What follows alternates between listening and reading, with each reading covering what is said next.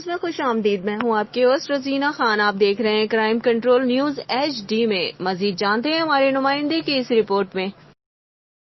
آج پشاور میں قصہ خوانی بازار کے قریب محلہ خداداد میں پلاسٹک کھلونوں وغیرہ کے گودام میں آگ بھڑک اٹھی. موقع پر 1122 ریسکیو ٹیم پہنچی، جو کہ راستہ کافی تنگ ہونے کی وجہ سے فائر فائٹر مختلف راستوں سے آگ بجھانے میں دشواری پیدا ہو رہی تھی. کوشش جاری ہے آگ بجھانے میں اور کوئی جانی نقصان نہ ہوا. شکریہ. کرائم رپورٹر محمد سلیم خان، پشاور.